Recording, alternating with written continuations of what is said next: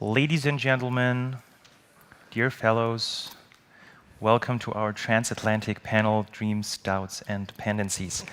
This is the last panel of our conference. I know a couple of you have been with us now for 3 consecutive days, and they were intense.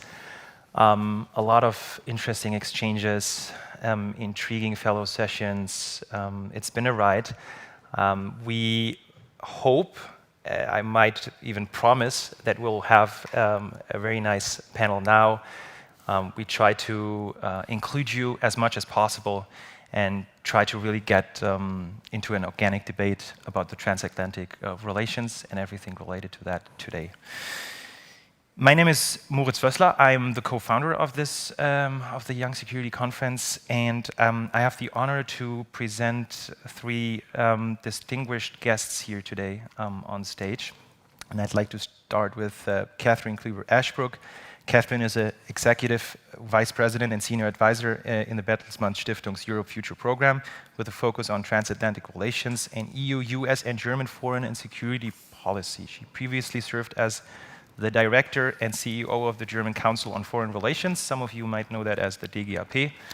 And Catherine is somewhat of a transatlanticist by birth, growing up with an American mother and a German-American father. She studied political science and public administration and holds degrees from both LSE and Harvard. And amongst others, she has been working with CNN early in her career. Very early. So maybe a round of applause for Catherine for coming from Berlin today. My pleasure. I also like to welcome Julien Serre, who has been with us already in our first edition of the Young Security Conference back in 2020, before the pandemic. That was right before the whole thing hit us. He's a director now at the Circle Institute focused on intellectual sovereignty and strategic autonomy. He also teaches security and development issues as well as public-private partnerships at Sciences Po Paris, at SIA, I think, the Paris School of International Affairs. Correct. And Julien has been with the United Nations and the European Investment Bank, as well as with the French Ministry of Finance in the past. Last, but certainly not least, I'd like to welcome Professor David Rowe, who is a visiting fellow at the German Marshall Fund and a professor of political science at Kenyon College, where he teaches courses on political economy, comparative politics, and international relations. In 2022 and 2023, he holds a Fulbright NATO Security Studies Scholarship in Brussels. And David has also been with us already, not only the last 2 days, but also for our MSc site event earlier this year. And we are delighted to have him here with us today again. We agreed on a first-name basis, and I'd like to dive right in by tackling a little bit the state of the transatlantic relations. We'll be talking a little bit about the security angle, but also dive a little bit into the digital and technological realm. We have Julien here, but maybe also the others want to contribute to that a little bit, as we also have seen the dawn and the rapid rise of AI the last couple of months and years. But I'd like to start with you, Catherine, with a question that is supposed to set the stage a little bit for us. What are recent achievements and disappointments of the transatlantic relationship in the last 2 years, since the beginning of both the Biden presidency and the war in Ukraine, the big stress test? Well, you asked me to be a little provocative in this conversation because we want to get everyone's creative juices flowing. And so I'll say that for all the aphorisms and approvals at the beginning of the Biden administration that we were going to see a transatlantic relationship that was more on eye level, that put forth humility vis-a-vis the Europeans for continuing to carry the torch of multilateralism and sort of the undergirding of the values component of the transatlantic relationship during the difficult years of the Trump administration, certainly for Europe. The transatlantic relationship is dominated by American interests in this administration. period. And what are my proof points? And again, this is what we're going to debate. But the withdrawal from Afghanistan that left the Europeans very little to no option to follow suit immediately, and begat a whole sort of host of additional problems, their own credibility, questions of migration, et cetera, et cetera. I think the initial Ramstein format, too, even on the Ukraine aid. And of course, we all know that, in Madeleine Albright's formulation and the sort of benign formulation, I think the United States has really proved to be the indispensable power in assisting Ukraine in this fight for its very survival of its democracy, of its civilization, of its people. Without the United States, we would not be where we were. We didn't have the kind of capabilities for all the, I think, admirable catch-up that also the European Union and the European partners in NATO and the individual nation states have done. None of this would have been possible without the United States. So the first sort of setting in place another diplomatic format in the Ramstein format, again, American interests, American focus, Americans driving the agenda. And I think then the final proof point, because we're going to talk about economics as well, is the IRA, the Inflation Reduction Act. And there are many notes in between, but I think, again, you have seen the Americans avenge and then get into a diplomatic interplay and discussion with your European counterparts. But this is very much the United States under this administration that sees the tectonic shifts in the geopolitical relationship, that of course has its eye, like few others, certainly in the Western constellation, of course, on the rise of China and the incremental pieces in the Chinese rise, from the economics to the politics to the regional issues to everything else. And so it will put its foot forward, and in some regards will put out very creative solutions. I think, AUKUS, for all the criticism, the push on politicizing the Quad, the push on sort of changing the dynamic in the Indo-Pacific, the Biden administration is trying things on, and it's getting stopped out, sometimes by the Europeans, and we'll talk about how that happens. But they see that in order to try to bring home sort of the last vestiges of functional Pax Americana, they have to push the limit and they have to push the envelope. That's not to say that the Europeans aren't willing to, quote unquote, get in the ring. So when you ask me about, I think, very positive developments, I would refer you to something like the statement that Ursula von der Leyen and Biden gave together when she last visited the White House. That was, I think, as somebody who studied, I spent 12 years running a program on the future of diplomacy at the Harvard Kennedy School. As somebody who studies diplomacy, I think that was really an exceptional document, because it showed, and then this gets to how I feel that the transatlantic relationship needs to evolve, beyond the issues of values and history and things that have sort of brought us together in the past, is this idea of what it is, of the proof of concept component. What is it that we can truly do together that will benefit both of our societies as we are in these unbelievable, transformational, in a completely transformational era. Technology, climate change, a number of transnational issues are pushing us to the brink. And here you had two leaders who sat down in very concrete terms and laid out what they intended to do. And this, again, spins forward from things like the EU-US Trade and Technology Council to say, where we don't know things, we're going to map things collectively, whether it's on critical minerals, on sourcing, on mining, and we're going to infuse certain aspects of going into the world with our joint values, but we're not necessarily going to always let the values be the first thing that leads. We're going to bring our relationship together in a very pragmatic way. So whether it's on batteries, on climate change technology, on infrastructure, there you had two leaders who said, look, we see these challenges and we're going to step up to the plate.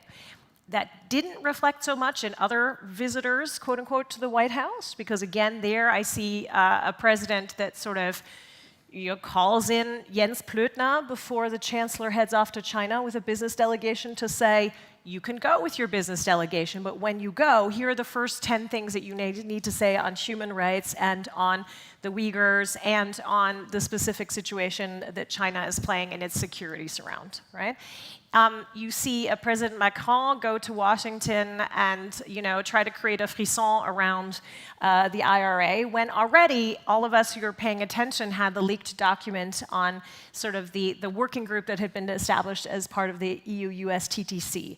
So I think national leaders on the European gambit are trying to push their elbows out, carry a little more heft and sort of equidistance in this relationship. But it brings me back to my initial point.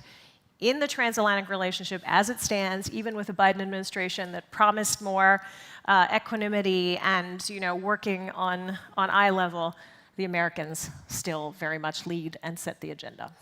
Thank you very much. I think there were already a couple of very important points that we will dive into later on, especially on values, but also on the eye-to-eye level. You just also mentioned the putting something into the ring, and I would like to ask Julien now that what we've been also discussing here the last days a little bit was the EU strategic autonomy phrase floating around in European capitals for years now, both by decision makers as well as practitioners, researchers. Some see a momentum in classic security now after the war in Ukraine for more of that. Some see it in the realm of digital policies ever since the Digital Services Act, in fact. But if the EU heads in this direction, is this automatically a turning away from the transatlantic relationship? All right.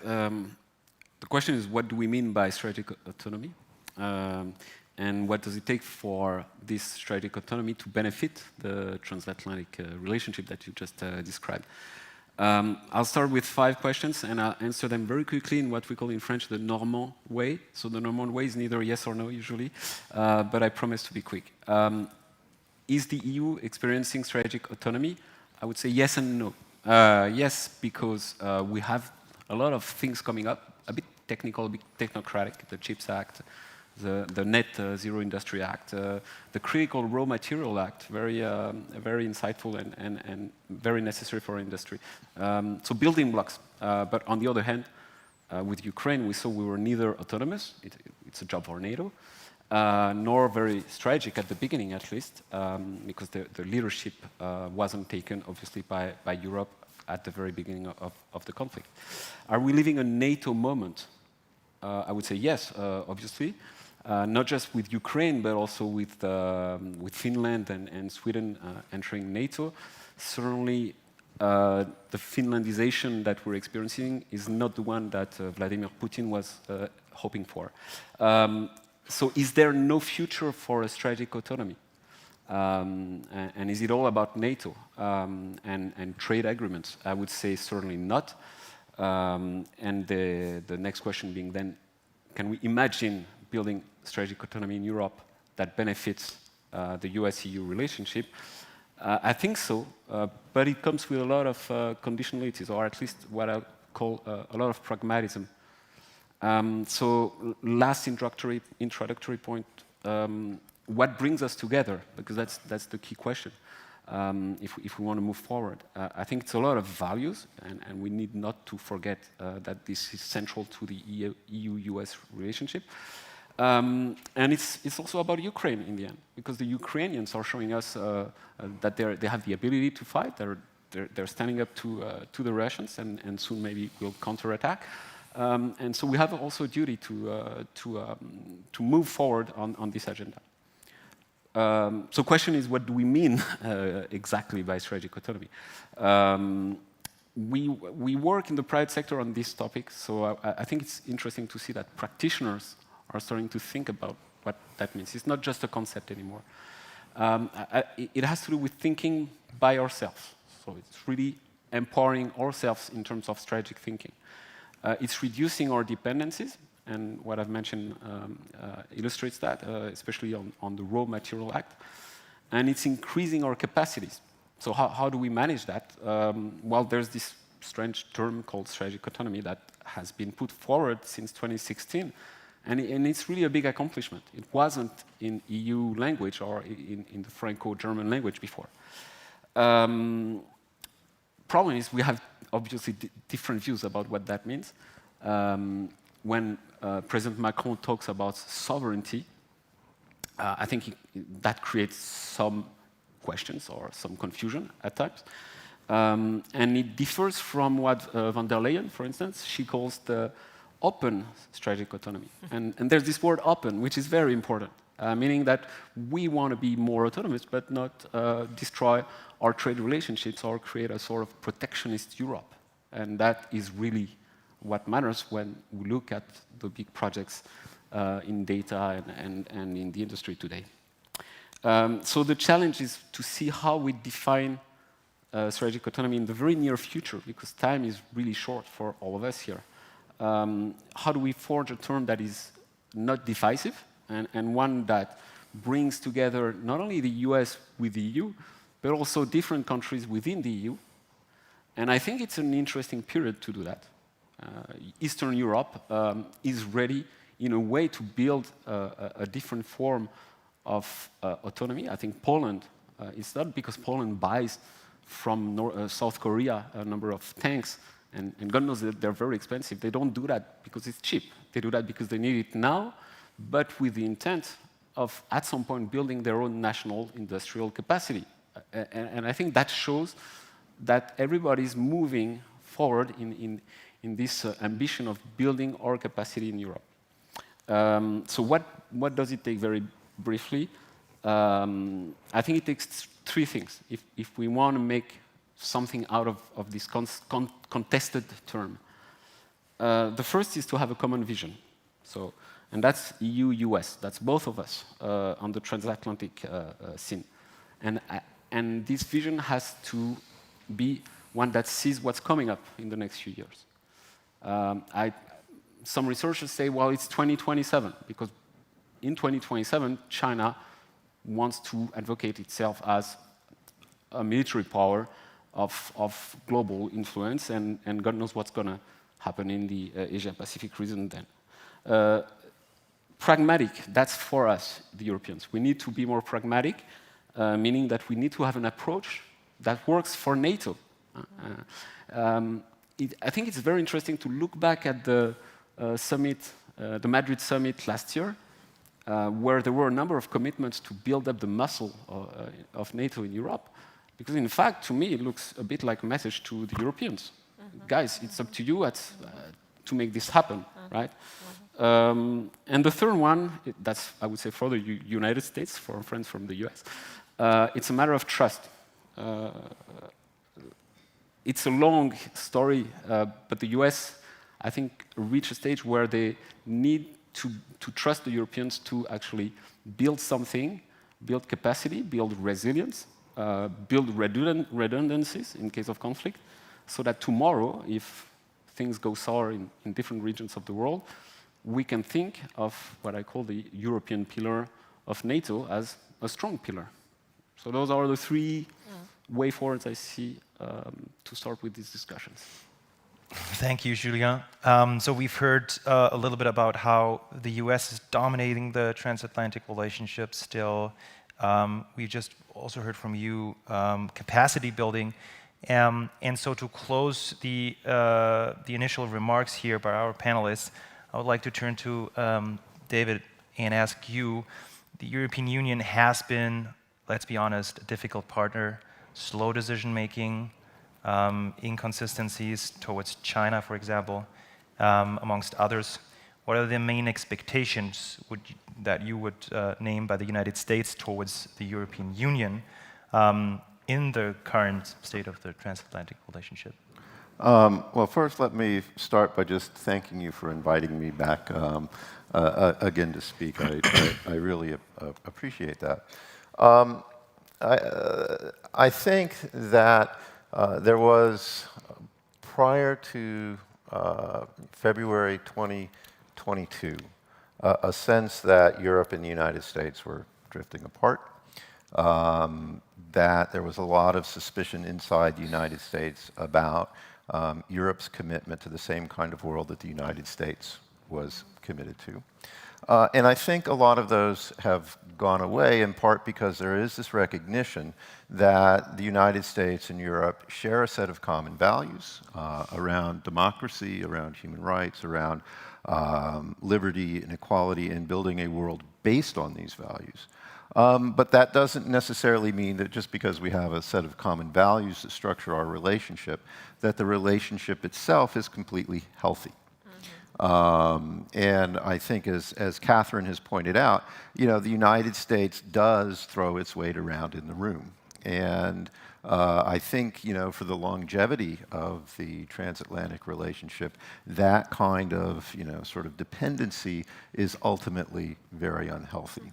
And so I think that although what we've seen, and it's really been quite amazing, at least to me, as an observer of U.S.-European relations since the late 1980s, the degree to which you got cooperation around the assistance to Ukraine by both the major partners inside of these multilateral institutions and the operations of the multilateral institutions themselves as a kind of framework within which all kinds of delivery of assistance, aids, and weaponry to Ukraine could take place. And so that's been actually, for me, quite unexpected, and I'm very happy about that.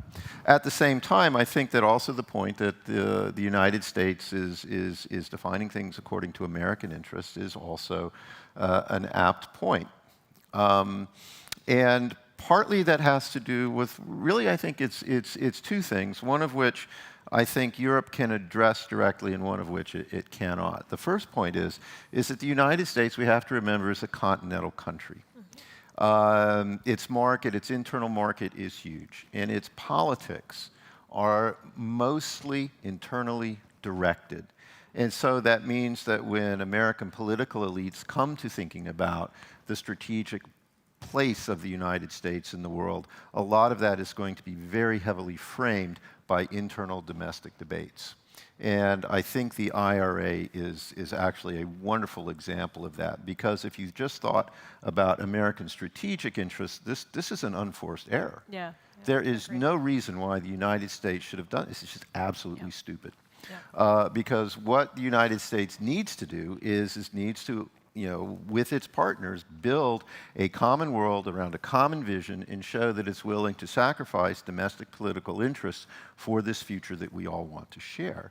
And that just simply didn't happen, and it didn't happen because of the internal structure of American politics. And that is something that Europe cannot address directly, but it is something that is going to be out there as part of the nature of this relationship.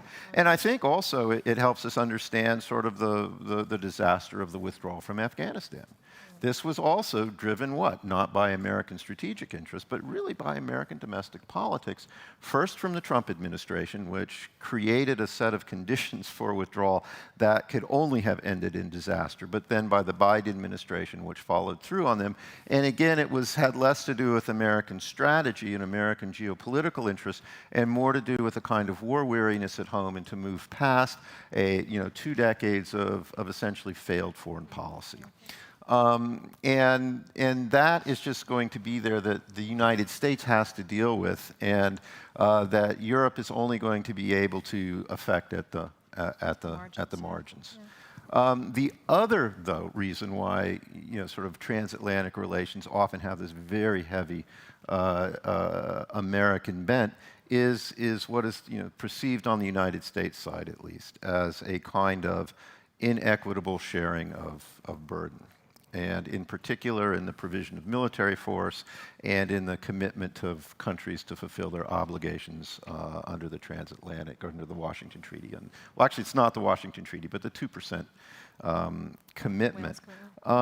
Because for a very long time, and I completely understand this, Europe, in the U.S. perspective, free rode on the U.S. efforts to try and generate and sustain a kind of liberal order, because Europe didn't face, because Europe is regional and the United States is playing this global role, didn't face the same degree of geopolitical strategic threat that the United States itself perceived.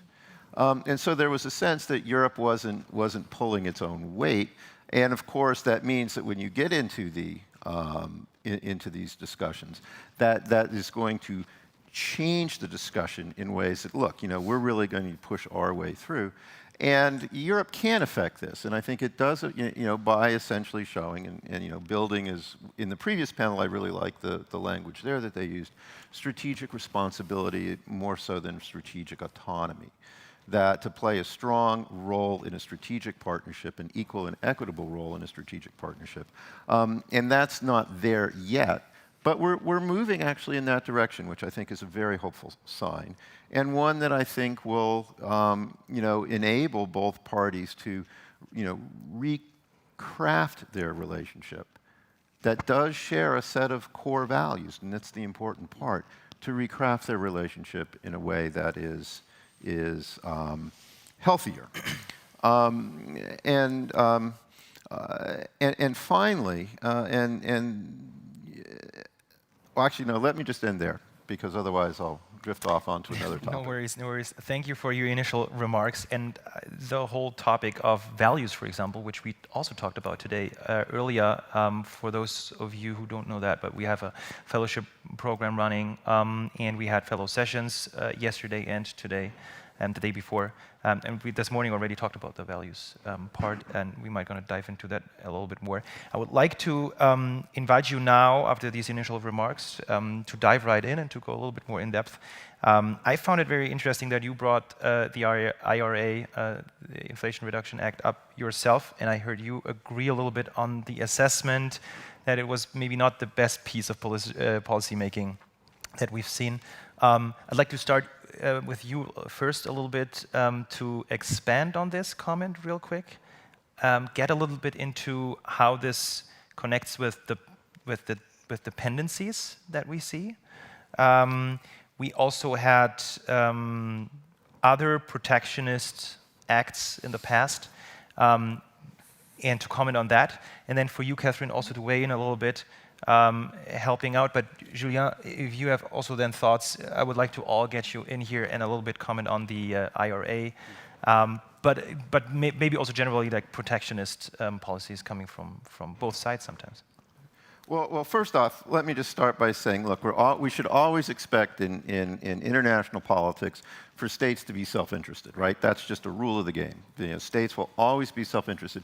But what you should expect, at least where they share deep common interests or common values, is that they will, from time to time, sacrifice some of those short-term interests for long-term gains. The key thing, I think, about the IRA is not that it was protectionist, but that it was really aimed at what is broadly seen to be a set of technologies that are going to be core to future economic growth and to sort of the geoeconomic structure of the world, and that the United States was crafting its policies in a way that could lead to the deindustrialization of Europe in these core technologies. And so it wasn't just that, oh, hey, there's some money out there, we're going to grab a bigger part of the pie, but actually we're going to affect the location of these industries in ways that are permanently going to advantage the United States and permanently disadvantage Europe. And where you're trying to create a strategic partnership over the long term, and if Biden is correct, and that and other sort of people are correct that we are now in a struggle over the values of a liberal world order, I mean, it's just it's stupid, right? And so there was a sense that not only was the United States acting, sort of in a completely self-interested fashion, it was one that would have these enormous follow-on consequences because of the nature of technological innovation, the nature of economic development, and so that there would be downstream consequences that would persist for decades. And so this was why it was perceived so dramatically in Europe as a real affront by the United States to them. And I don't think that this even, I don't think the United States even had a clue that it would be perceived this way. I agree. I think they wanted something extremely simple. I mean, you have to give this administration credit for crafting a narrative that even if you were entirely checked out, is something, and I think it's sort of admirably articulated in Jake Sullivan's speech at Brookings a couple of weeks ago, to say, look, we really set out to form, to rebuild the American middle class. I mean, their ultimate ambition was a wholesale restructuring of the Social Security net. I mean, frankly, to move the United States into a direction of social democracy in the way that we've seen in American past. But, the fascinating point about American politics is always this give and take and this backward and forward movement within the rubber band structure of the continental U.S. But that was certainly the Biden ambition. And if they weren't going to get sort of that wholesale, then it was to re-anchor, everything around the American middle class, including foreign policy. And of course, Jake Sullivan spearheaded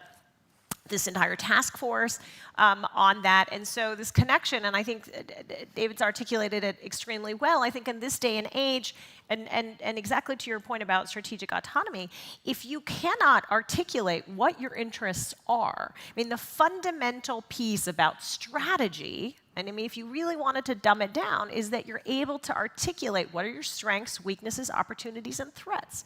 And so if you read Jake Sullivan's speech, including the components on economics, but also American worldview, it lays it out in a sort of crystal clear articulation. Then you can pick it apart for the policies, but it says right away, here's where we're strong, here's where we're not strong, here's how we see, the threats coming from other parts of the world and how we want to respond to it, and here's how we see the opportunities. And it's just legible to the world. And I think this is where, in the European context, we still fall down because fundamentally we can't bring that component together. And we're meeting here in Munich, and this national security strategy was supposed to be the component of all of our debates at the Munich Security Conference when I was here in February.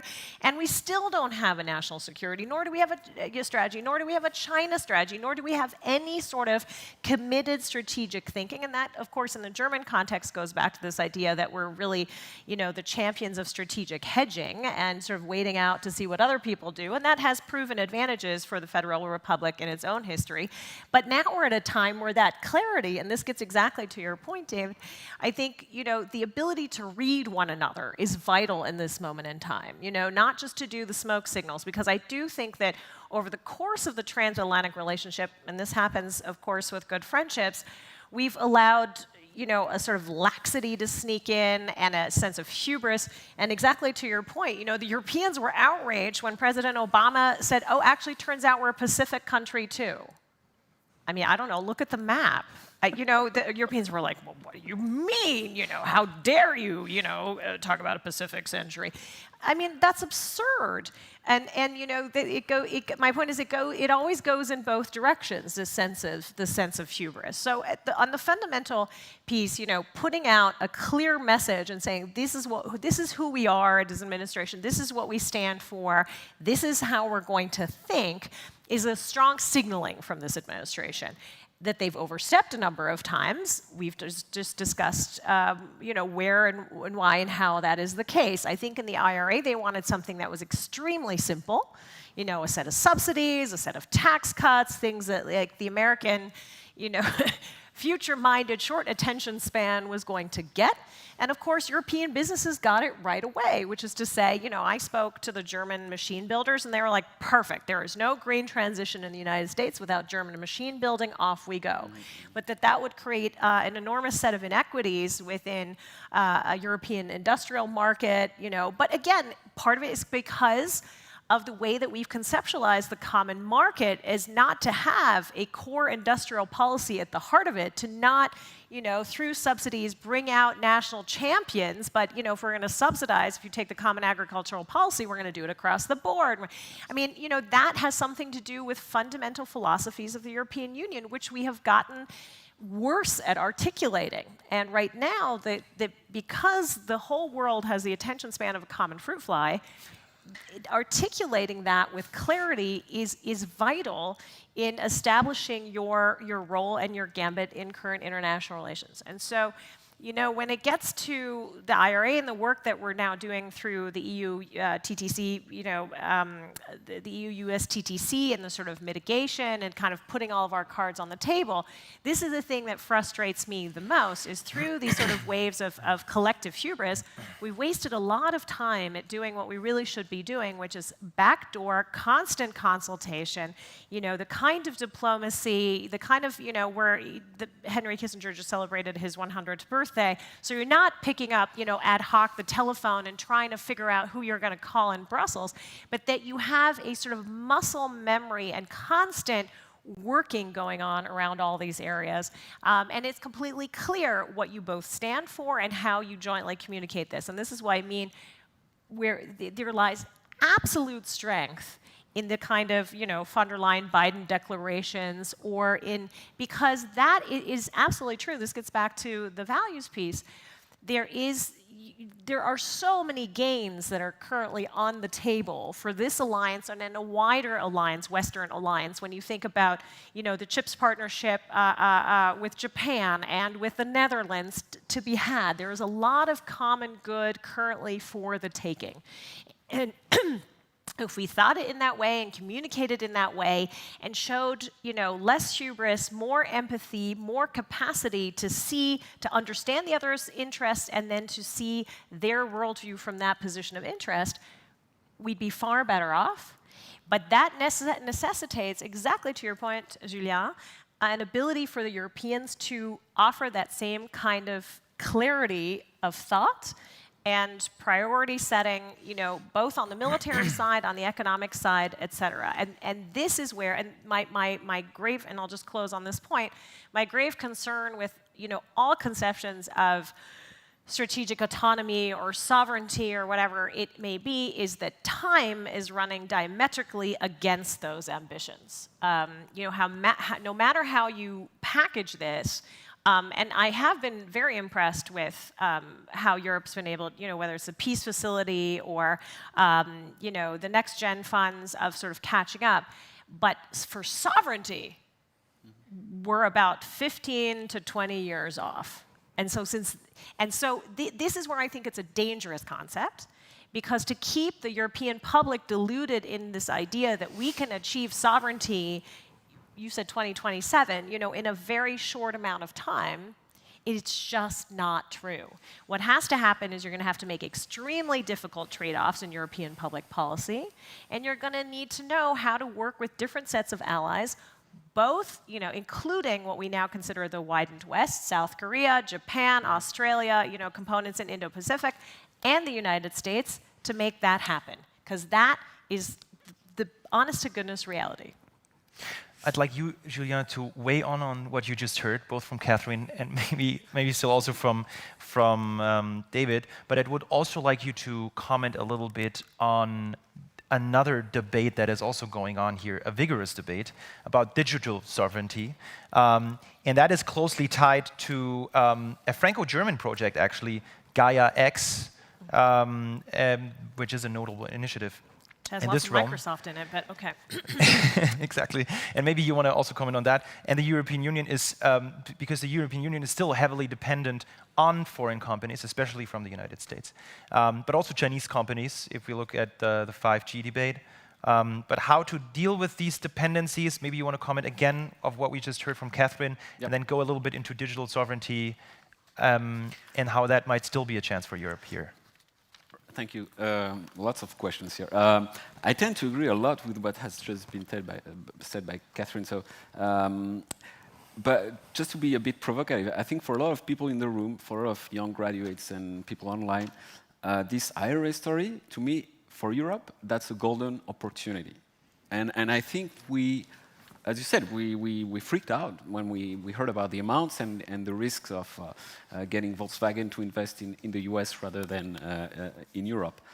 But the truth is, this IRA has just put a lot of weight on what Commissioner Breton and other people in the European Commission are trying to do, which is to reindustrialize the continent, which is to say what you exactly described as a pure fact, which is to build a common approach to industrialize the continent. We've done it for the agricultural sector in huge amounts since the 50s, and there's no way we couldn't do it. And I think the scapegoat of the IRA is just it's just an opportunity not to be missed. And why do I say that? It's because shortly before this announcement, I was writing for the private sector on that topic of reindustrialization, and I wrote for Esprit, which is a French review, about the fact that the French went from 15% of GDP in their industry in the 70s to 10%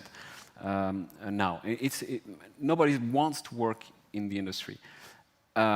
And people are wondering, what should we do? We invested billions. We created banks, the Banque des Territoires, la BPI, amazing initiatives. And this year, 9% of GDP, the industry. So we don't have yet, at the national level, the solution.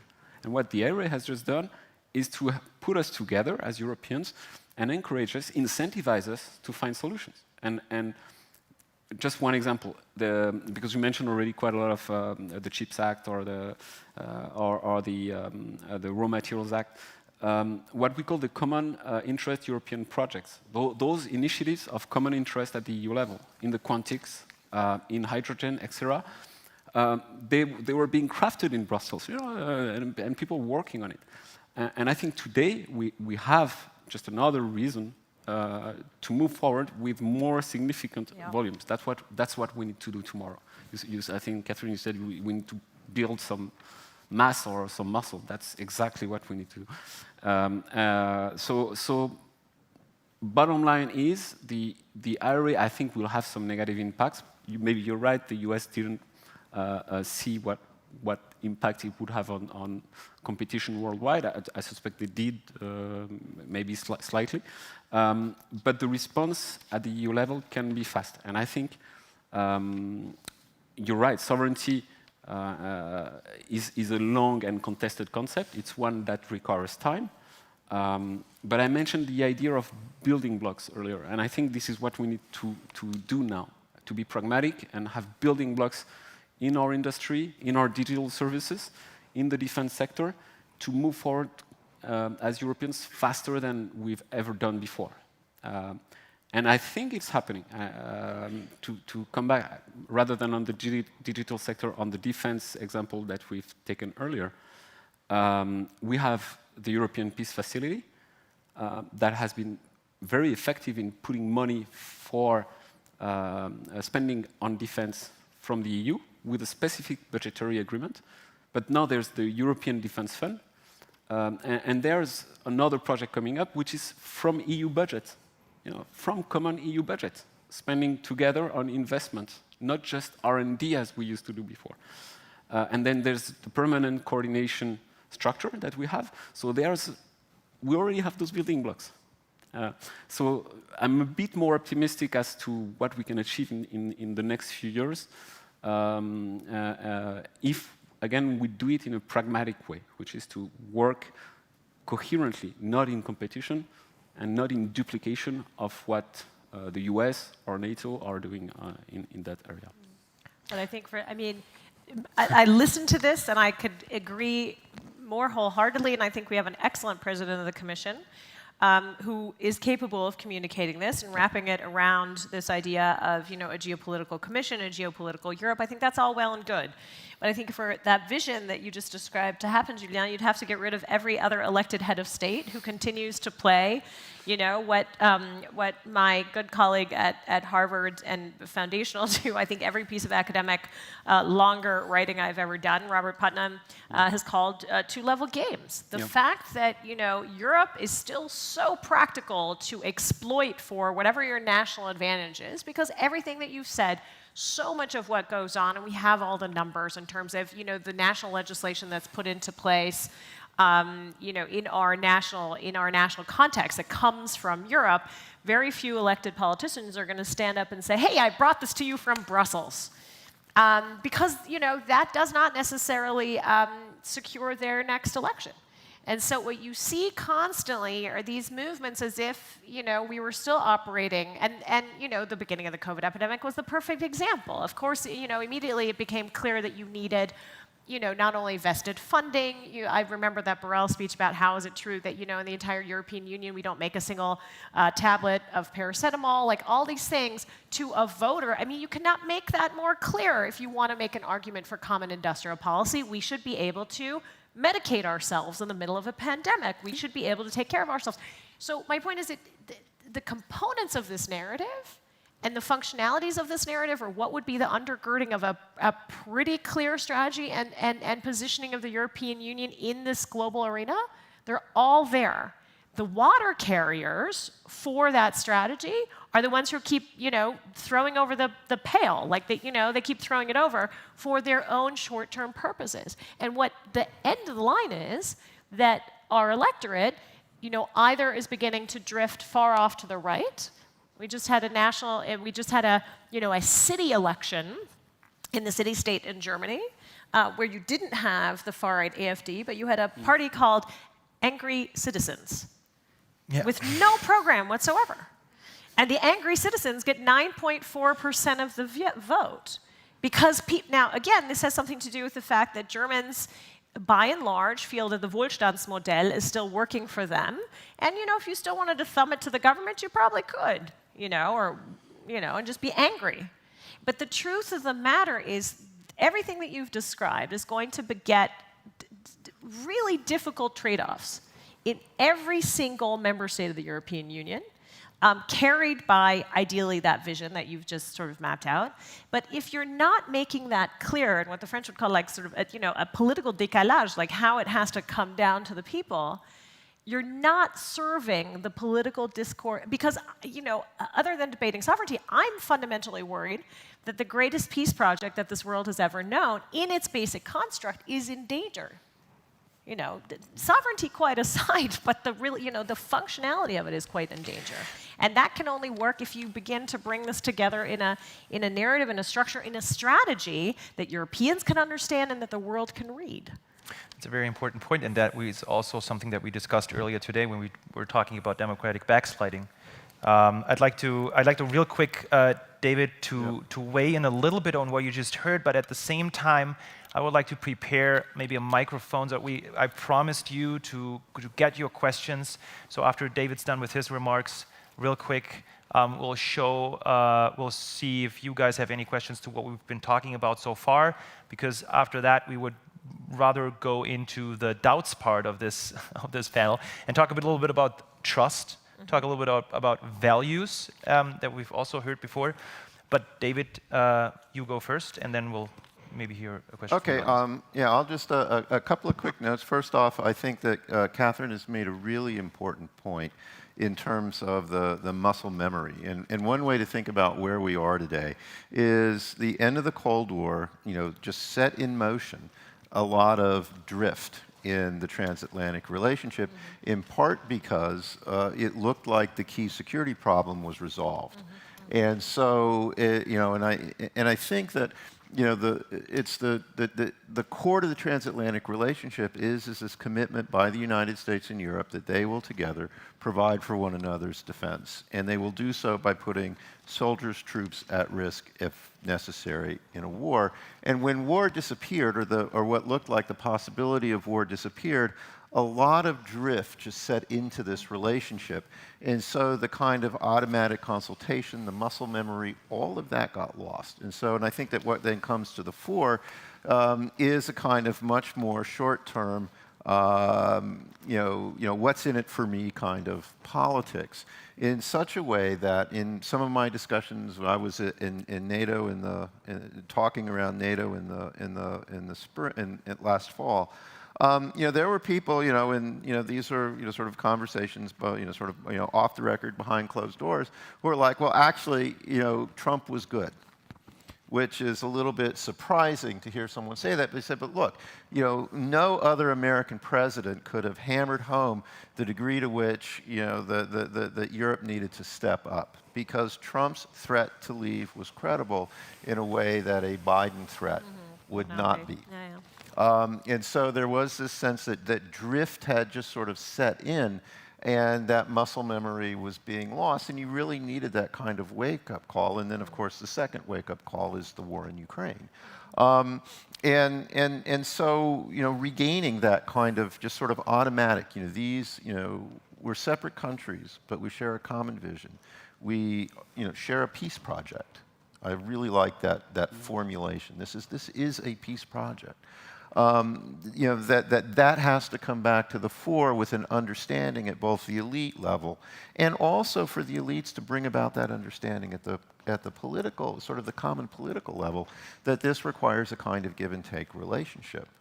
And especially the kind of, hey, we're going to move this kind of, sort of big bill through Congress. How is that going to affect our allied relationships? Reach out to our allies and say, hey, this bill is going to move through Congress. What do you think? So that you can at least work some of those things out ahead of time, right? It's not that conflict goes away. Every good relationship has conflict. My wife is in the audience, and she will tell you that we love each other very deeply, but it's not always harmonious. And so that has to be recreated, I think, and that's really key. And the second thing I think is that comes with this is it then regenerates a kind of trust. And trust is really key. And the basis of trust is that we do share a set of core political values that we use to legitimate both, an American government and European governments and the European project, all built around liberalism. And that's why, and this is what I find so fascinating in the arena of trust, right? There is a growing suspicion about Huawei and other Chinese technology firms, because the technology and how it works is invisible. We know that you can code in backdoors. We know that it can scrape data. And if we're going to have a deep and productive market in technology, there's going to have to be trust that goes along with that. And what's really, I think, key here is no one is saying, well, we should leave out Ericsson or other European manufacturers, that at least that trust is still there inside of the Western circle, so there's something to build on, but it is nonetheless going to be key. And before we go a little bit more into the trust box, so to speak, and open this a little bit more, I just wanted to ask you in the audience if you have any questions right now to what we've talked so far about. You don't have to. You can still continue to listen. But I think that there is one question. Let's take it. And two. So my question would actually be for Dave, because earlier you said that dependency is not really a good foundation for a healthy relationship. On the other hand, we've now heard that European sovereignty is more of an illusion or something that we're never going to reach, or not anytime soon. Hence, I would like you to comment again on that, how we can reduce dependency, or is interdependency what we need? How can we really create this healthy relationship that you've been talking about if European sovereignty is not on the table anytime soon? Thank you. I would just quickly collect the other question that we just saw from a fellow, I think, in the fifth row here.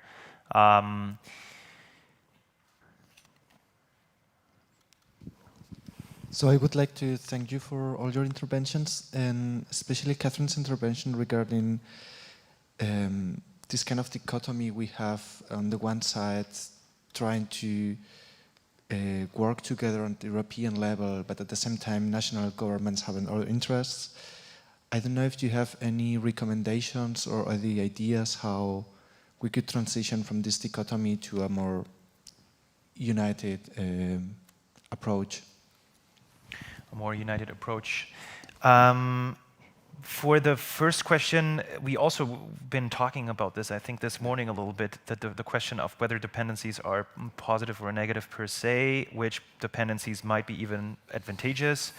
But then the question that was just raised, Dave, you go first, but maybe you guys also want to weigh in. Well, I think dependency is ultimately unhealthy in what should be a relationship among equals. Because dependency, when you're dependent on another person, if they abuse that, it just creates resentment, and so it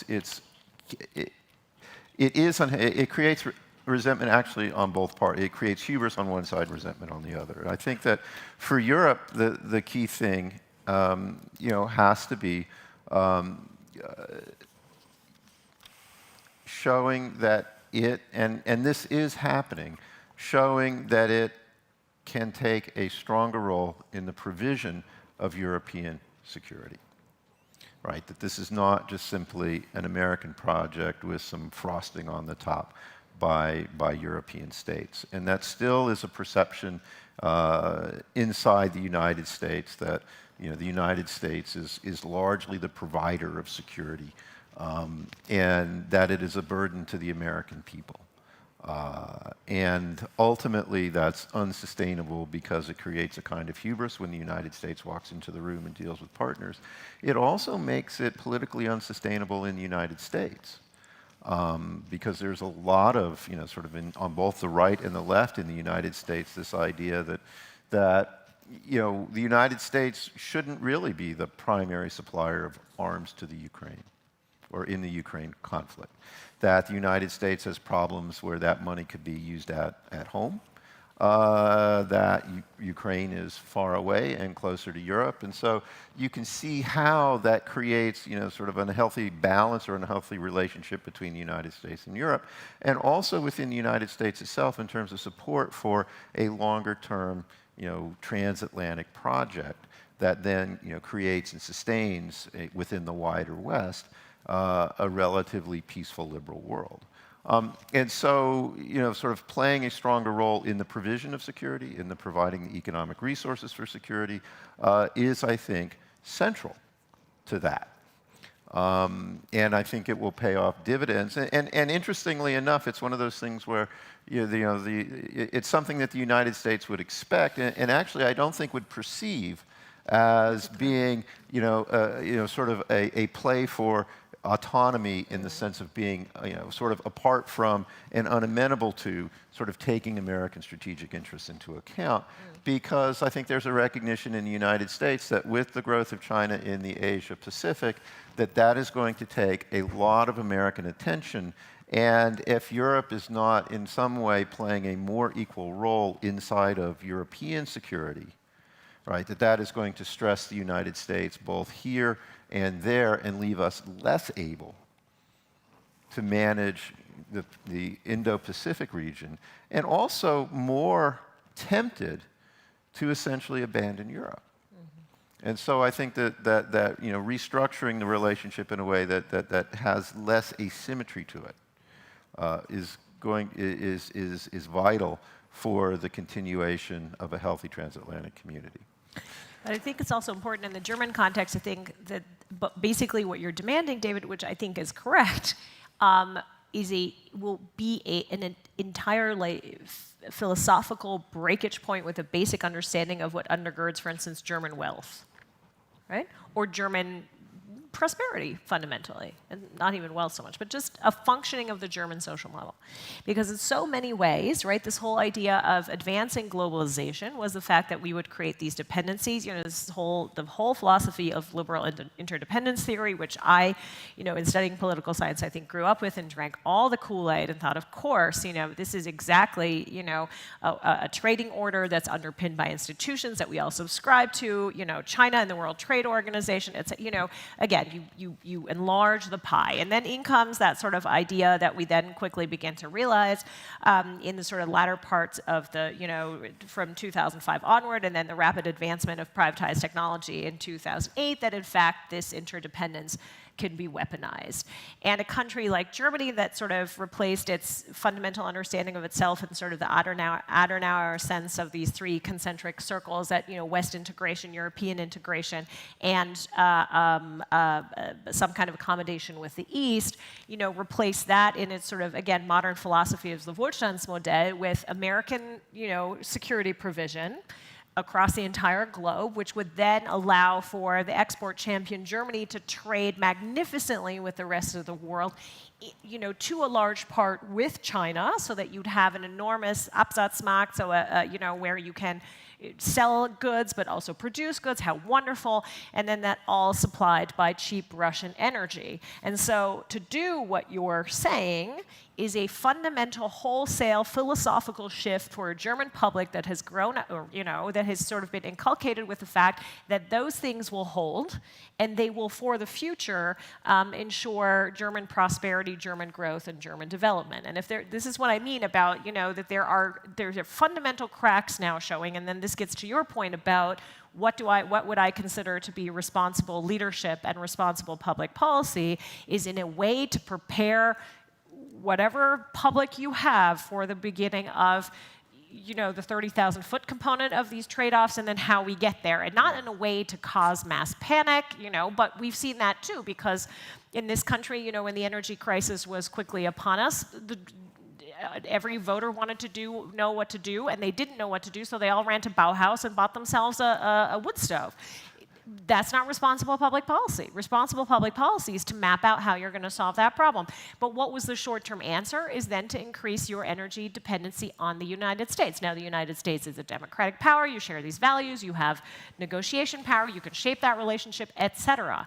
But the fact that you're going to have to do a sort of medium to long haul shift of your policy is the situation that we're in right now.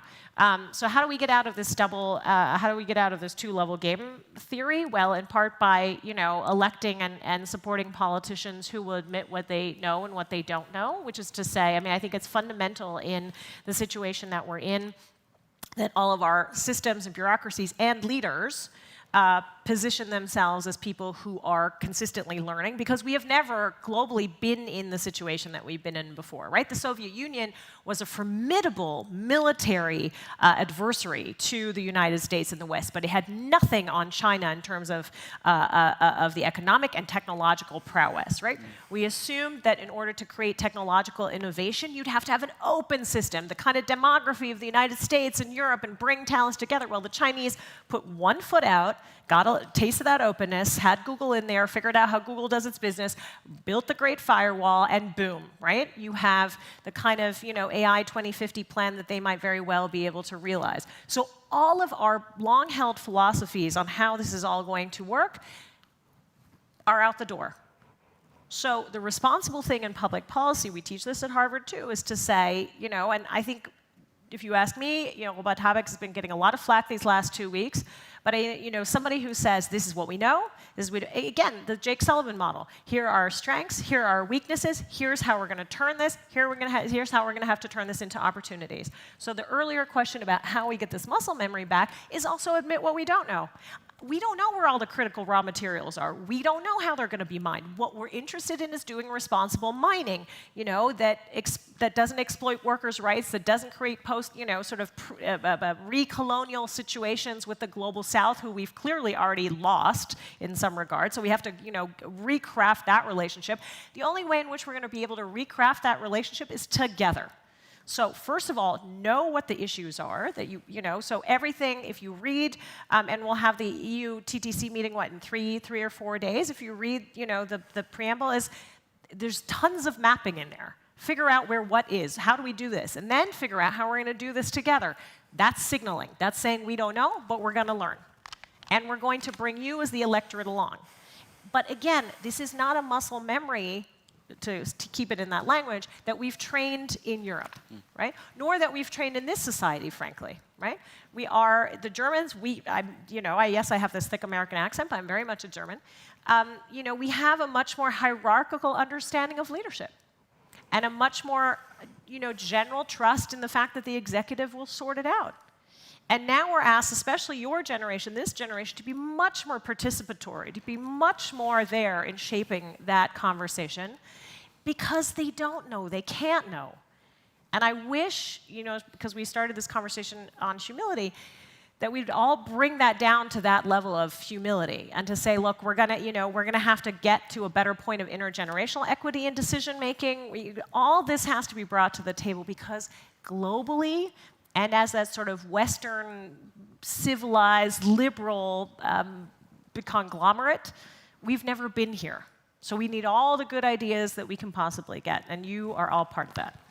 And this is why we are here over these 3 days. Indeed, Julien, I'd like you to comment a little bit on this, but also to dive in to the question of that we just heard from the other fellow, autonomy through unity more, how to create more unity.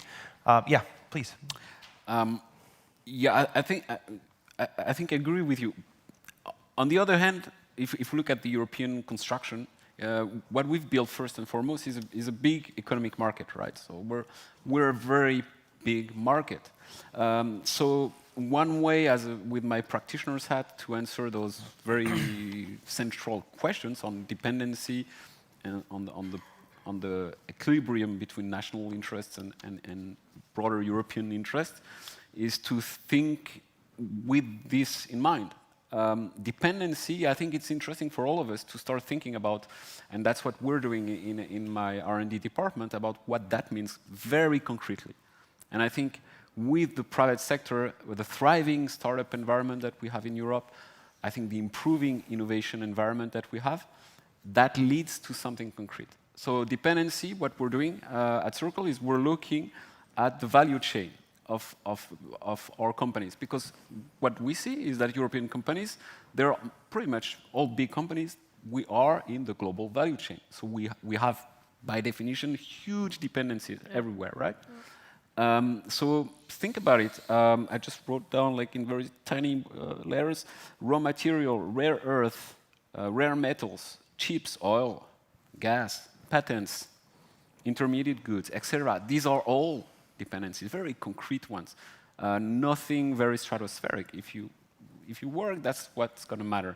So I think that's where, again, the building blocks are going to appear. And I don't see any contradiction with US interest there. And to take back the IRA example, I think actually we can work through this, what I call this new world. Because I think that the trade, as we knew it, as I studied it at the Kennedy School actually a while ago, that's not the trade environment we know today.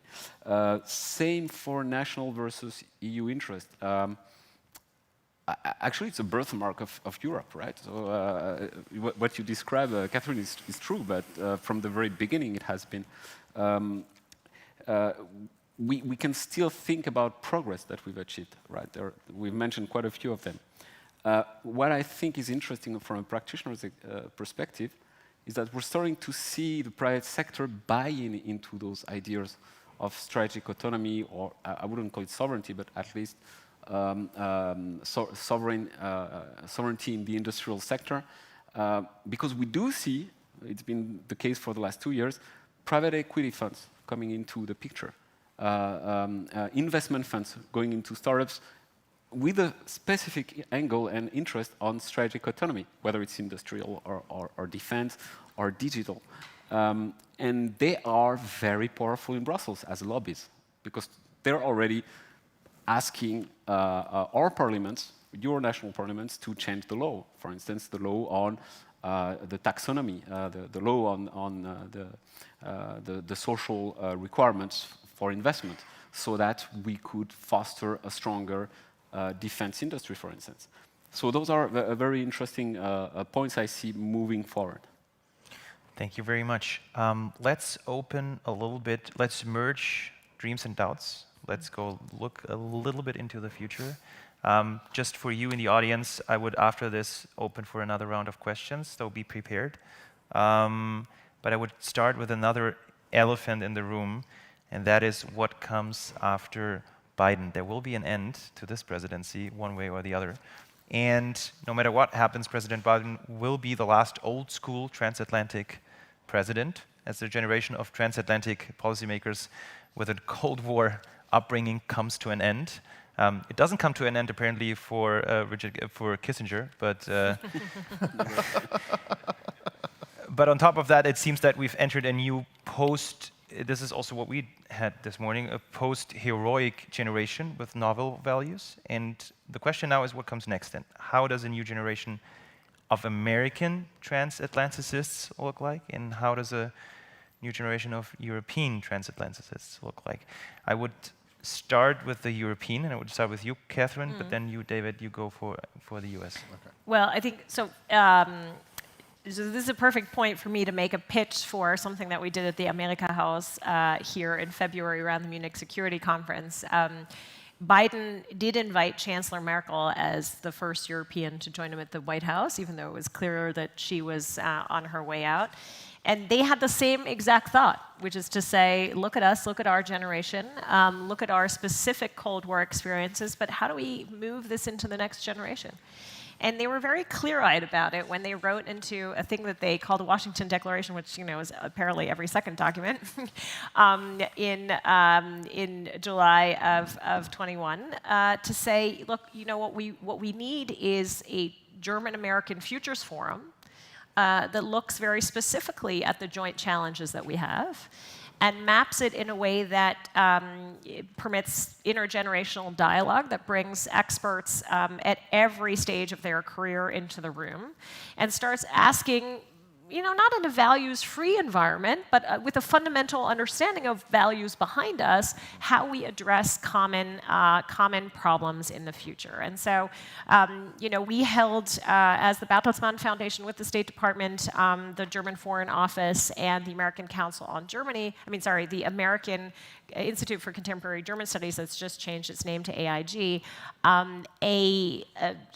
conference right on the heel or ahead of the G7 meeting in Münster with Annalena Baerbock and Secretary Blinken, in that case to look at democracy and technology supporting democracy and what that might mean. And we had people in the room who were in their early 20s and very senior experts who were heading toward the 60s. And that's a kind of sort of proof positive formats and way of working with one another, and we will see one another in that format again. And all of those in the room who want to talk to me about it afterward, please do, because we are looking for specifically that next generation of talent for the next incarnation that we'll have in the early fall in Washington, where we'll look at especially the green and technological transition toward advancing a world that can actively tackle climate change. And so I think that's part of it, which is to say, be ruthlessly pragmatic about it. Sure, bring the values along, infuse all that, that's great. But, speaking of muscle memory, I grew up, with one foot on an American military base in this country. That's a very specific lens on the transatlantic relationship. You're not going to get that in the same exact way. And because you're not, be realistic about that too, and get the people in the places where they feel that they can make a difference. Because at the end, the end point of all of that is everybody wants to feel valued. Everybody wants to be seen. Everybody wants to be heard. And to facilitate that, to create formats in which that can happen, not just in a way of like getting to know but to do joint work. People desperately want that. And I think, formats like that are the kind of things that can carry us into the future. Again, with humility, with sort of a clear-eyed pragmatism, and in a way that can be workable. But to just go back to the beginning of your conversation, this is a country, and Europe in particular looks, of course, very closely at the United States, because there are certain developments we've talked about, deindustrialization, that start in the United States that make their way over to Europe. And I think this is also true about what we feel about an atrophying and changing of our democracies. And then, of course, the technological component cuts right across it. And we have, in as much as we have an election coming up in the United States in 2024, we have a European Parliament election coming up here. And in as much as, Biden released his campaign video, not sort of 2 minutes later, the Republican National Committee released an AI-generated video of his semantic stumblings. And that got more views, at least in the first day, than Biden's actual campaign video. And so there's a brave new world of opinion shaping and influencing going on that makes these sort of person-to-person encounters and the kind of joint work all the more important. The United States is in a deep democratic crisis. That did not go away with Trump. It did not go away in part because what that president did to actively erode the institutions, but in particular the political norms in the United States, it just made the skeleton of American democracy very, very weak. And, again, because we have this generation in the room, my greatest hope lies, again, with a next generation of Americans who are not taking this sitting down or lying down. In fact, we see in the electoral participation, in the kind of motivation that these people are showing, both through, advocacy drives in terms of individual freedoms, individual choices, basic things that the United States has always stood for since its very creation, that those are sacrosanct values to young Americans. And whatever side of the aisle they're on, they're highly motivated. And that, if I think about the health of democracies, I think that's a lot of where that will come from. And they will know, for better and ill, how to work through issues of technology. So, of course, we're looking at the United States because that democracy is not healthy. And we might very well have a fundamentally contested 2024 election. And what that does to and I mean, the debt crisis is bad enough because that is already doing terrible things to American global credibility. But a contested, like full-on, not credible American election in 2024 will be the beginning of a death knell in terms of real American leadership. And the fact that that is not in anyone's joint interest, and that I think has to be crystal clear to the Europeans as well. So, to your point about preparing for, a possible next Trump administration or a Republican administration of any ilk that has reticences vis-a-vis Europe, I think is important. But more important is to use this time to anchor the achievements, and I don't even mean that, regardless of who's in the White House, but the things that we have jointly achieved via Ukraine, via the couple things we've already mentioned, to bring that home. And I'll just close with this one anecdote. The governor of the state of Georgia, and you mentioned that I started at CNN, Brian Kemp, was running all around Davos this past January. And he has a little assistant with, the efficacious little briefcase. And he said, well, Governor Kemp doesn't believe in man-made climate change, but he does believe that Georgia is open for business. So, I think now is the time for the Europeans and the Americans that, believe very strongly in how this relationship needs to go forward, and that you can put certain aspects of sort of the current state of play with the oldest living transatlanticist in the White House in a, now to speak with Al Gore, in a lockbox. You can do that. There are elements where the Europeans can actually work toward guaranteeing fundamental components of the transatlantic relationship as it is right now, but you have to put the work in. Thank you. What sticked with me was the ruthless pragmatism, and those of you who have been with the fellow session this morning know that David has ruthless pragmatism rather than a common. Not so much than values or like a focus on vision, but I would like for you, David, to respond a little bit to this and bring values to the table and what they mean. I mean, there's ruthless pragmatism and ruthless pragmatism. I mean, there's ruthless pragmatism where we share a set of values, and I'm going to be ruthlessly pragmatic in how I go about trying to, work on a relationship inside of those values. And then there's ruthless pragmatism. I'm self-interested. I don't recognize you with sharing my values at all, and I'm going to be ruthlessly pragmatic in exploiting you how best possible. And so, there's ruthless pragmatism and ruthless pragmatism. I don't think that I think that normative values, are very important in political life. I think that we cannot have a functioning liberal democracy without a commitment to some fundamental norms. I think, however, that we also have to recognize we live in a world that is difficult, complex, where we don't have the mental models to always know exactly what is going to work in any situation. And so a pragmatism in managing or navigating that world is absolutely key. Because if you don't have a pragmatic approach that is in some sense also normatively grounded, right, you're either going to be a zealot, and no one likes a zealot, or you're just going to simply be dead in the water and floundering around and not achieving the world that you want to live in. And so I think, I think you have to have both to be successful in managing your future. You have to both have a core sense of what your future is about, what is that world you want to achieve, what norms is it going to be based on, who else is included in that normative vision, but you also have to be pragmatic in how you go about trying to achieve it, precisely because in many, if not most of the instances in which you have to make important decisions, not all of the information is going to be on the table. And so you're always going to be working within an aura of uncertainty and incompleteness. And so pragmatism is absolutely fundamentally critical to that as well. And so you really do, I think, need to take both into account. So that's sort of my first response. My second response is that I just want to echo what Catherine has said in terms of human relationships, right? When we talk about international relations, we deal with it at the level of abstractions. When we talk about, in a setting like this, when we talk about war, we deal with it at the level of abstraction. And what we have to always keep in the back of our minds is that states don't act, people act on behalf of states. And so it is these personal relationships that are fundamentally key, and they're important to create and they're important to maintain, because after all, this is really about how groups of people, build a world that, they either do or don't want to live in. And so, building relationships that last over generations, and I really like the idea of, bringing young people together with older people in a kind of multi-generational dialogue is absolutely critical to navigating the future in a way that gives, everybody a stake. And so, engaging on a human level is really important. In terms of the redemocratization, as I sit right here now, I think probably the biggest threat to the continuation of a kind of,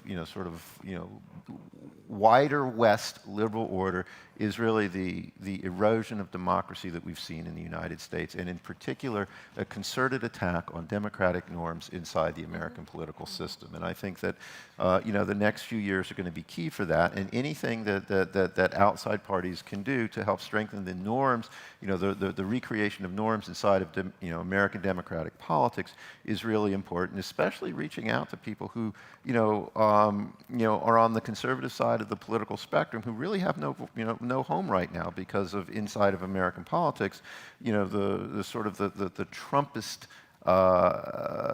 vision just sort of has taken all the oxygen out of the room. And then finally, there's one other thing that Catherine said that I think is really important, and also a place where a lot of work needs to be done, and that is that we don't have good mental models for managing the world that we're in right now.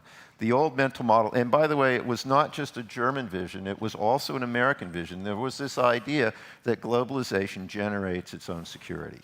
Right, that once you sort of create markets and you create trade, what that's going to do is it's going to create sort of autonomous centers of political power in other countries that they're going to first want security of property. They're going to liberalize, and then they're going to democratize, and then and this is the key thing, put those current elites out of power.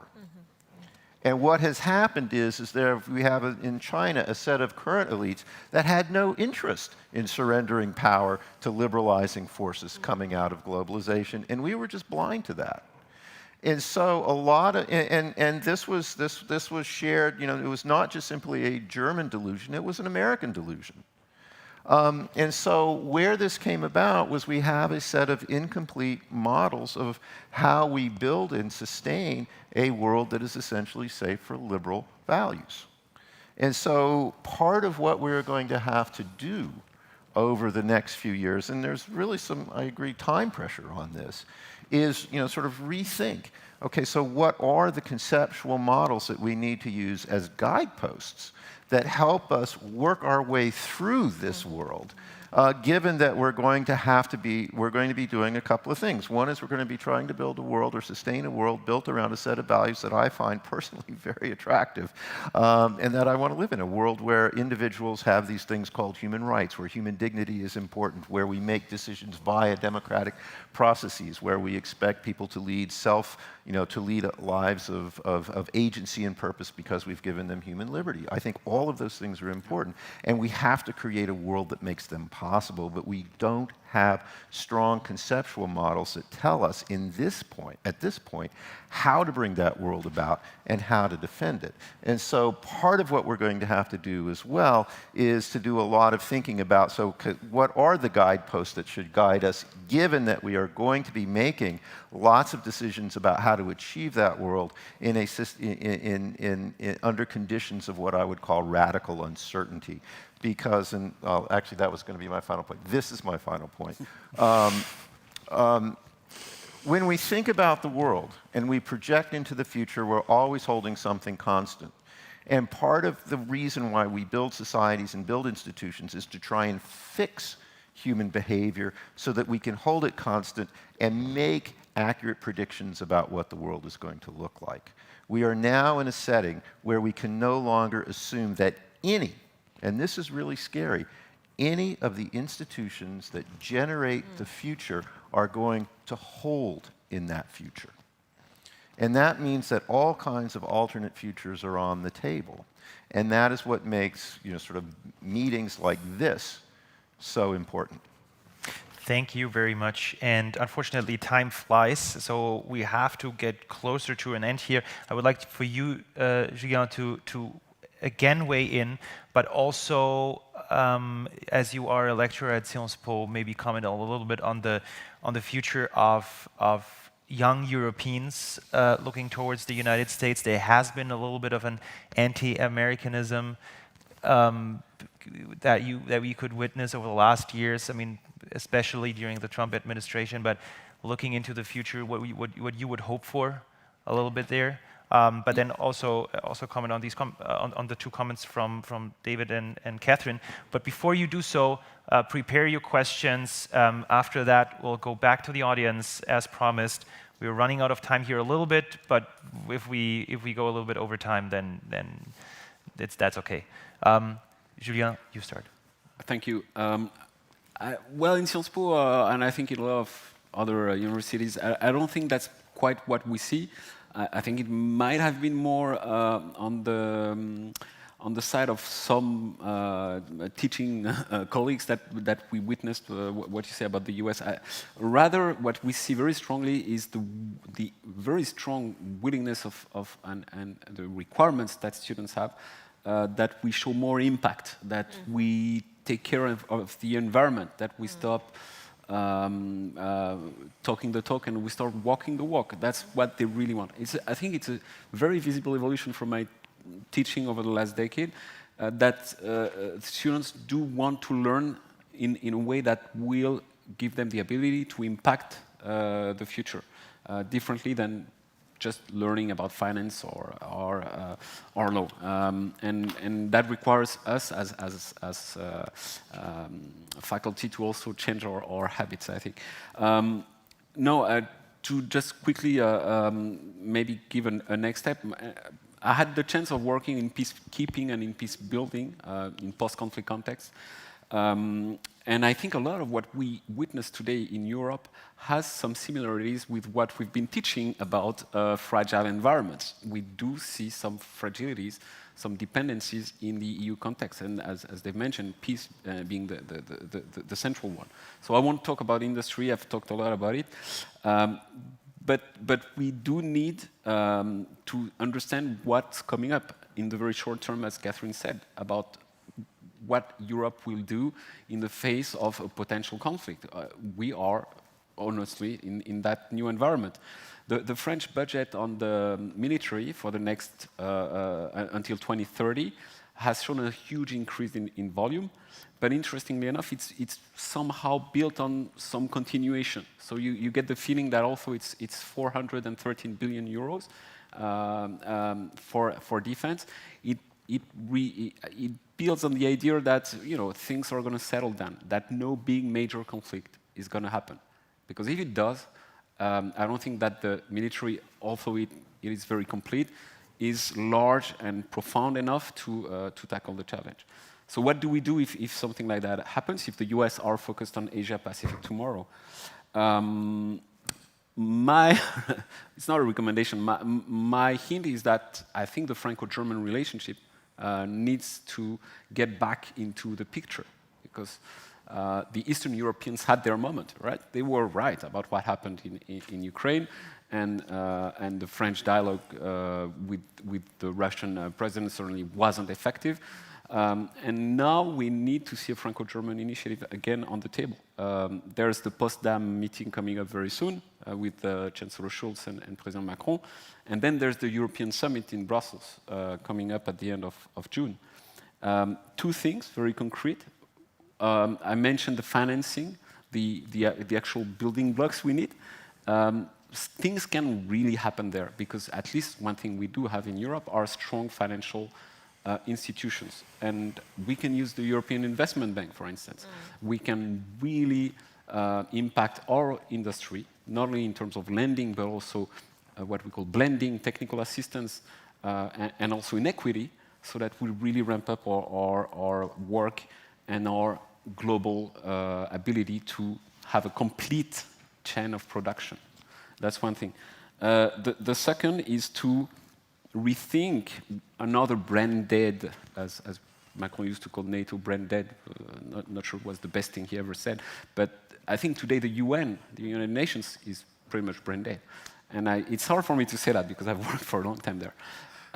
But tomorrow, when we rebuild Ukraine, I think, because there will be a time when we will all be thinking about that, we need to think about what organizations will be able to do and how quickly. And I think there again, the Europeans can contribute to rebuilding a form of multilateralism where currently there is nothing left. UNOPS, the procurement agency of the United Nations, is one of those agencies we should really empower to be ready when we have to rebuild schools, when we have to rebuild hospitals on a large scale in Ukraine. Last idea, because again, if we want to have a proof of concept, or if we want to put the words where our mouth is. Yeah, wrong for the words. Thank you, I was getting it wrong. Security guarantees. Let's think about it. Let's be serious about it. Meaning, before we even think about a NATO entry of Ukraine, which is not going to happen anytime soon, providing security guarantees, such as the model proposed by Rasmussen, or what Israel has benefited now with the US, somewhat can be something where the EU puts its weight and says we're ready to do it. We're ready to provide Ukraine with some security guarantees. It's not just a crazy idea. I think it's a very concrete one. Actually, that even the French president has mentioned last week. So those are, I think, ways for all of us, US, Europeans, to work together toward building our capacity, block by block, and again, focusing on what matters most for Europe is to be able to enforce peace. Thank you very much. That was a beautiful part, I think, that fits neatly into this entire conference, and that was when you said that the Franco-German relationship plays such a big role. We are a Franco-German organization at heart. We are doing this at the America House. It's a transatlantic focus. We try to bring those two dimensions together all the time, and that was good.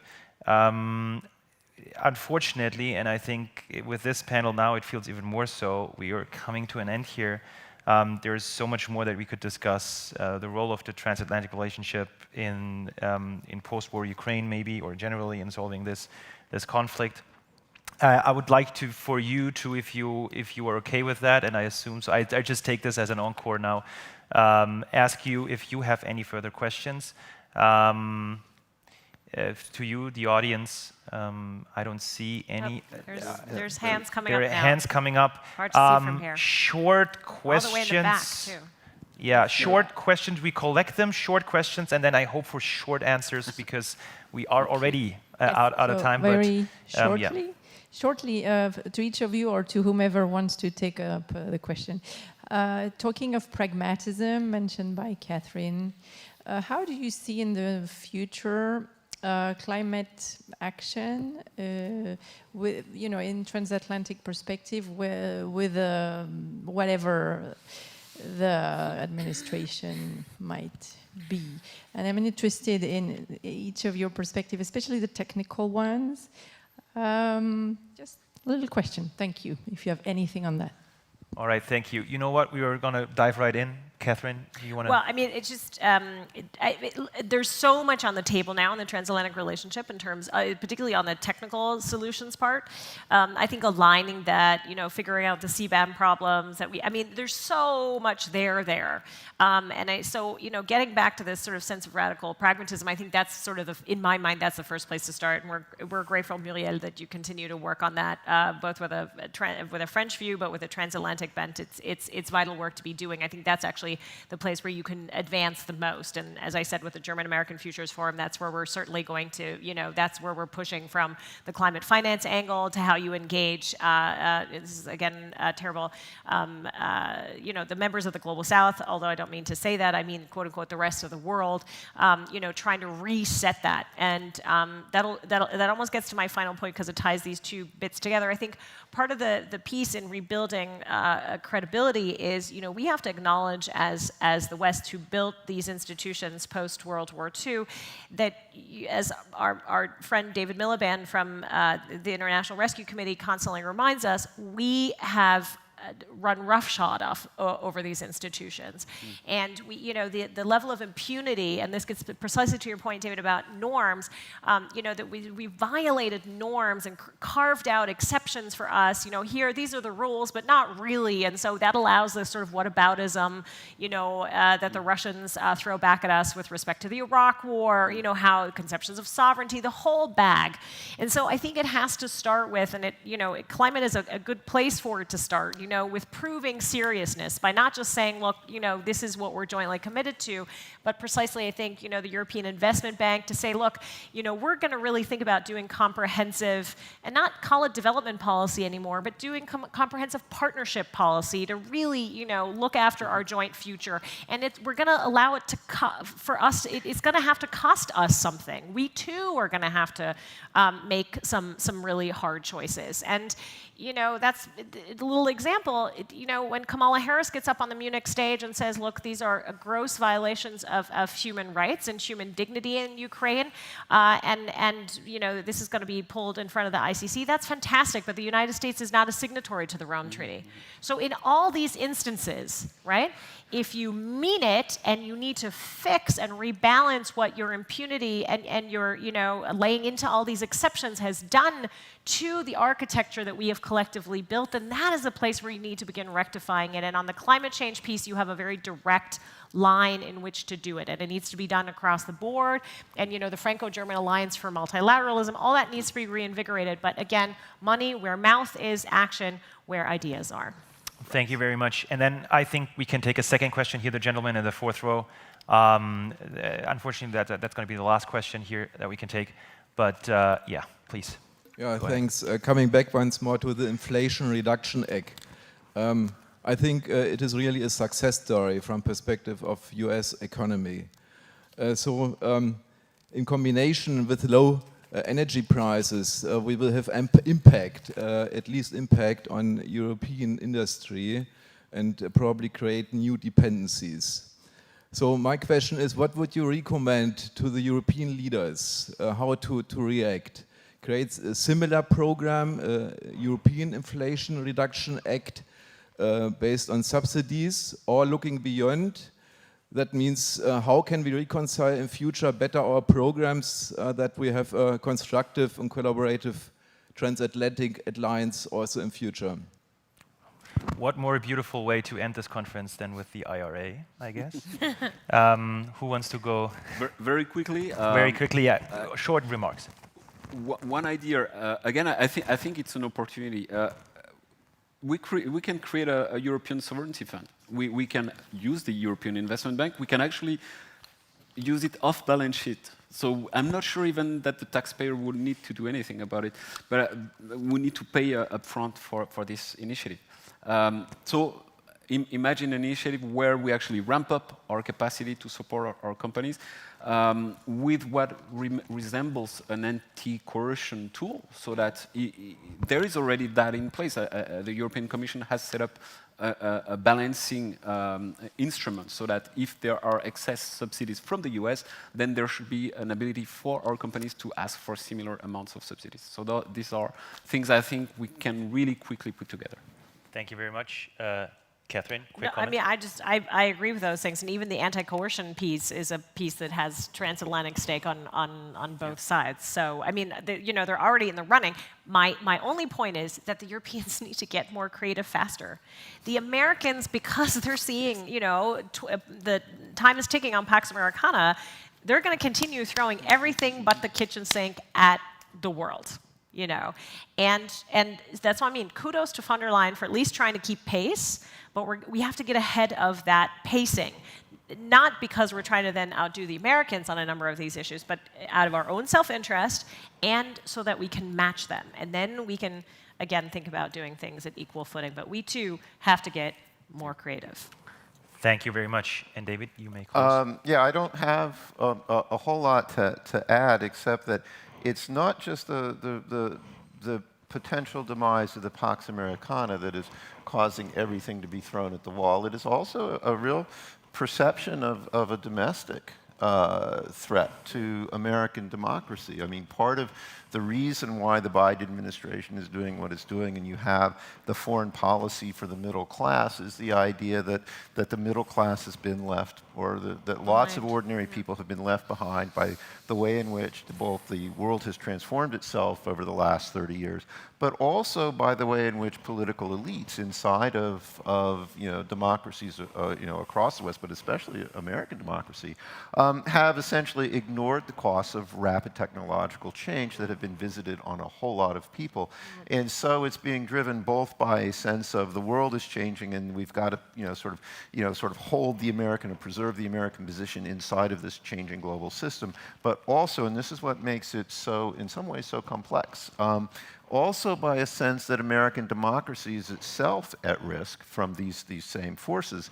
And so it's being also driven by these domestic imperatives as well. And the problem for sort of the larger liberal world is that domestic imperative is always going to have a larger voice, which means that I think, even though I probably shouldn't say this because I'm supposed to be representing the American view, but that is actually good to get a strong response out of Europe that says, wait a second, what you're doing is harmful to our broader relationship. And I think that is also key, because that's what brings people back into the room to say, okay, we've got a problem, now we have to resolve it. And since, are we going to make final comments, or is this the final? This is the final.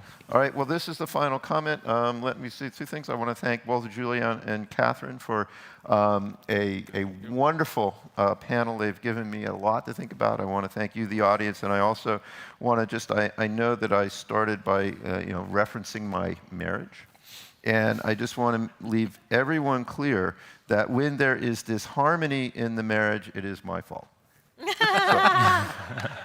Thank you very much. Ladies and gentlemen, dear fellows, this has been our panel on the transatlantic relationship, dreams, doubts, and dependencies. I would like to thank our panel. I would like to thank Julian. I'd like to thank Catherine and you, David, for an amazing panel. Again, there were way more questions on my sheet here, but unfortunately, we had not the time to go into all of them. There will be another conference, though. And I hope to welcome you again.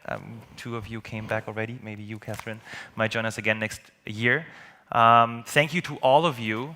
And a round of applause for our panel again.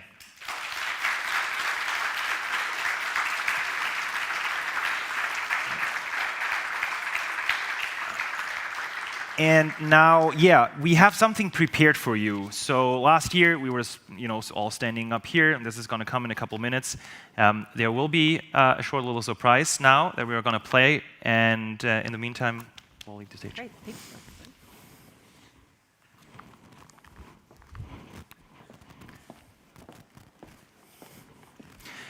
You can just.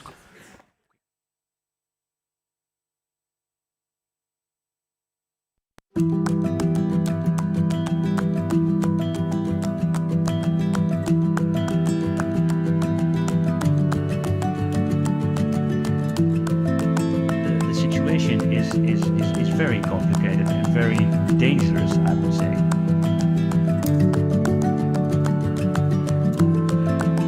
In the middle of existential crisis that we are facing together in Europe. And that's why I decided to speak today about the frustrations of EU defense.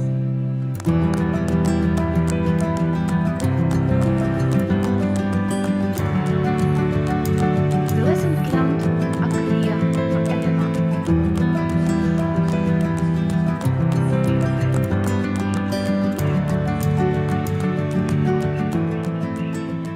cannot afford to be indifferent towards war crimes, indifferent towards people who deliberately abuse the power that they have.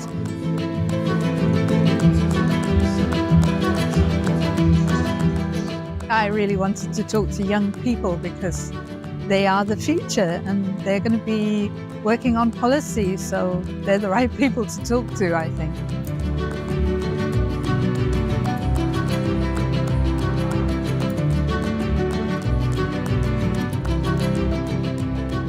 And part of our work is actually engagement with young people and young leaders. So your event is a perfect platform for us to work together and to engage and talk about NATO, but also broader security issues.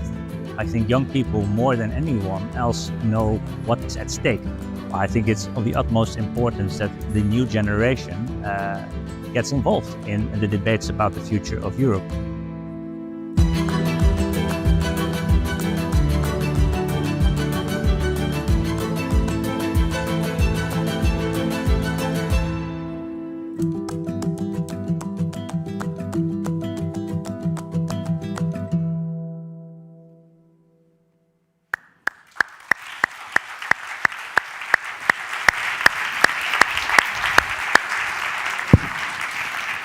Ladies and gentlemen, thank you again for being here. That was the Young Security Conference 2023. I'd like to now welcome Amélie on stage, my dear co-founder in this endeavor. But I'd like to also, the team to get ready, come up here already to join us on stage. Amélie, you come first, but the rest can come up. Give a big round of applause for our team. Thank you, Mo. Thank you all for being here. I like the little heart on the YSC 2023. And this has been an amazing 4th edition of our conference. And obviously, all this would not happen without this amazing team. Welcome, everybody on stage. Come on, guys, come on. Get up here, don't be shy. All of the team up here.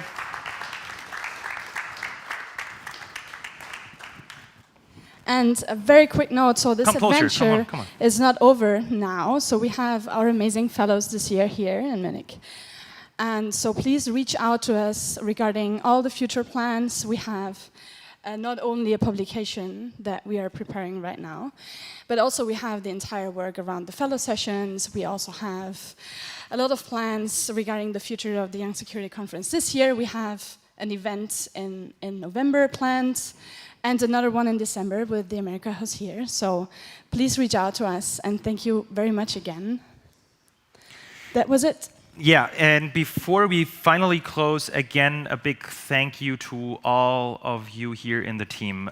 We said this in the very beginning, but I'd like to stress this again. All these people up here are doing this voluntarily. This is their hobbies. This is where they put their hearts into.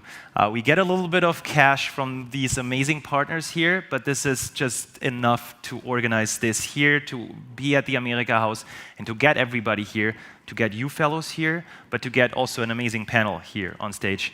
But the thank you to all of our team members here is actually that you guys are happy, that you had a good conference, and that you took something away from this. And this is what is most important to us.